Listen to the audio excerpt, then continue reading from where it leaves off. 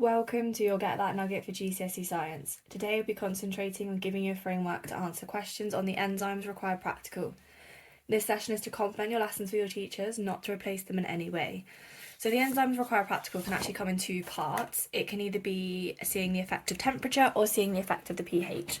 So there's two different independent variables there we could have there, two things that we could change. So I have again written the method for this one, and then we can sort of look at some improvements, look at some of the key points, and look at what makes this a good method and go from there. So what we've got here then is a student investigated the effect of blank. Now this is where I was saying to you that this could be temperature or pH.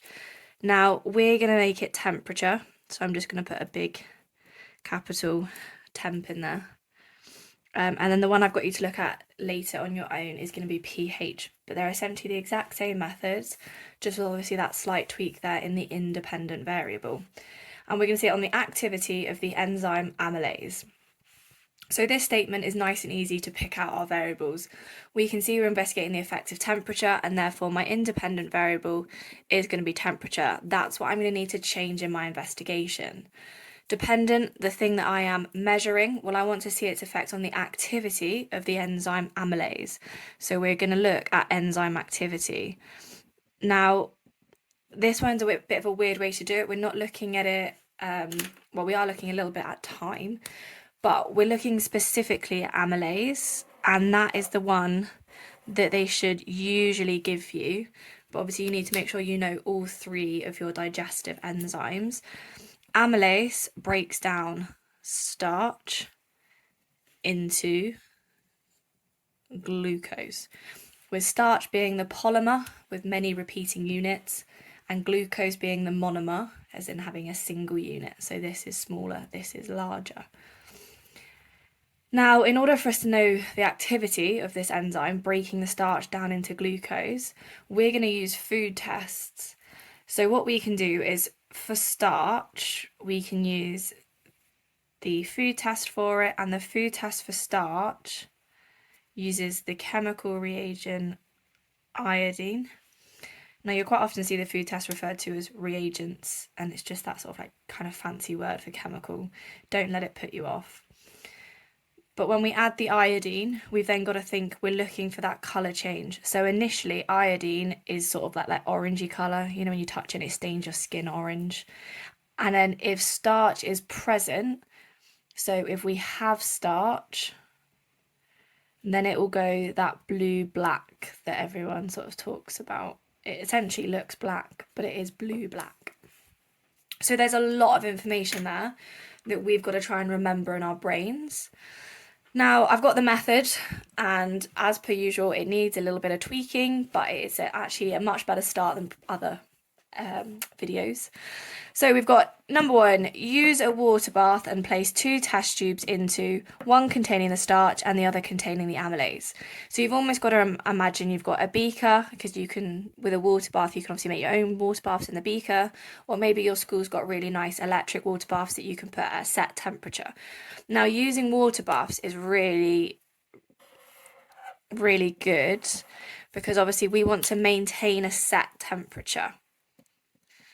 Now, obviously, electric's going to be better than that, isn't it? Because if we've got an electric water bath, we can set it at the 20 degrees that we want, let's say, and then it will maintain that.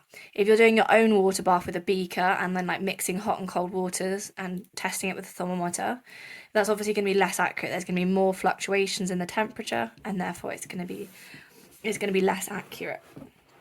So we've got using the water bath at set temperature, placing the two test tubes. We've got one containing the starch, which is awesome, and the other containing the amylase. So we're going to use the amylase to break down the starch into glucose. After 5 minutes, we're going to pour the starch into the amylase and mix.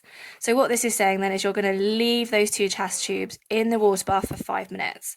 And that's so that it can acclimatise to the temperature. You want both of those test tubes to be at the same temperature.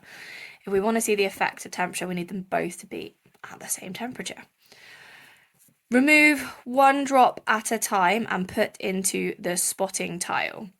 So once we've done the mixing, we want to use our pipette, a little plastic things, or maybe you've got something a little bit more fancy, and we're going to get 1 drop out at a time. So far where I'm highlighting these things, these are things that we are obviously controlling. Okay, we're controlling the time here that we're using to acclimatise. We're not going to give one 5 minutes and the next one 10, for example. And we're going to take 1 drop out at a time. So far this is actually quite a good method, isn't it? We're being very specific, and this is nice and easy to follow on. And then we're putting it in those spotting tiles. They kind of look like the things used in art as well, don't they? With the little circles on them that you put paint in. And obviously we can use them in science as well. I've drawn a little very bad one just over there for reference. Now, once we've put 1 drop into the spotting tile of the mixture of starch and amylase, we then obviously need to test to see if starch is present or not. So this time we're now adding 2 drops of iodine. So again, we've been specific on our amount, which is superb. You might decide to say 4 drops, but as long as you are specific, that's what we're looking for. Someone should be able to pick up this method, take it into a lab and do it. Now we're waiting for a colour change. Now obviously they haven't been specific about waiting here, so you might want to say like wait 10 seconds. We obviously don't want to wait for a super long time. We want to keep going back. Now remember, the colour change that we're looking for is we're looking for it to go from orange to blue-black. Now when you're asked about this method, do make sure you say that, because they'll want to know that you have that knowledge. Now it just says repeat down here.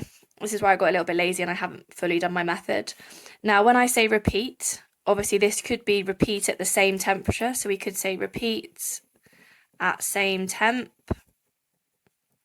let's say 3 times, and then we could obviously calculate a mean, and that would make me be even more accurate, wouldn't it? But obviously we've only done it at 1 temperature so far, so then I would say then repeat all steps for 20 degrees, let's say 30 degrees, 40 degrees, 50 degrees, and then maybe up here we decided to do 10 degrees.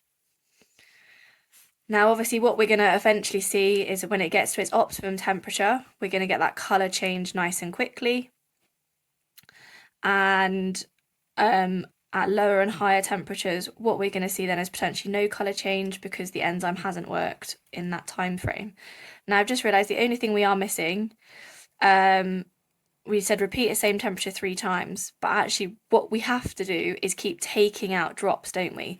We can't just remove 1 drop, add 2 drops of iodine and wait for a colour change. We need to keep going back each time, adding a drop, and then adding the iodine and waiting. So I've missed off a very important step here, and that is my fault.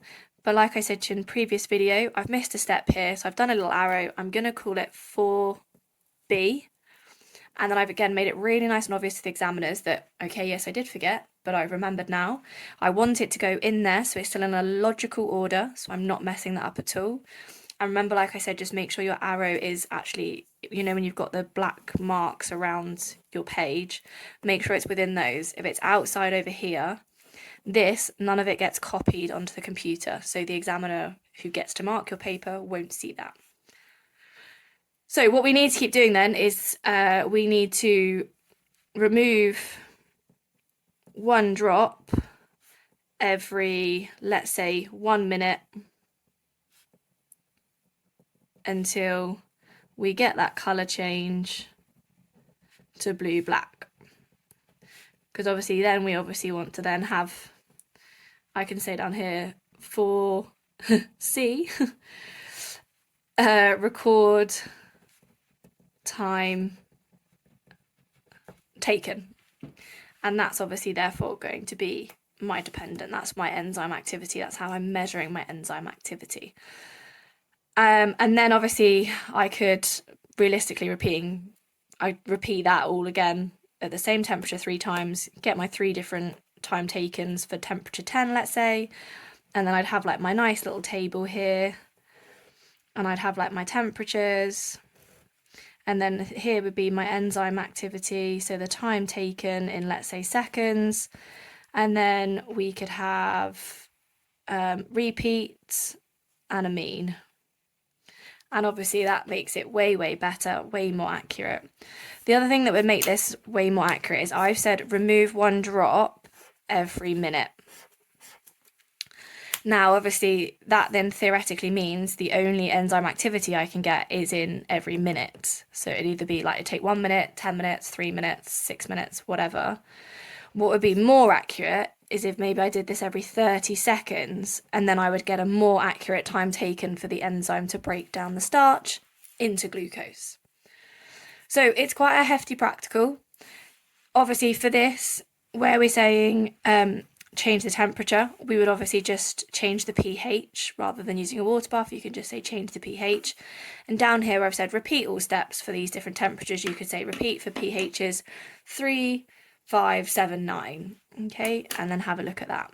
So that's what I've got for you to do now. And I've just said to write a method to test how pH affects the amylase activity. Same enzyme, different independent variable. Make sure you take it for your teacher to have a look at and make sure you've included all the steps and you've fully explained yourself.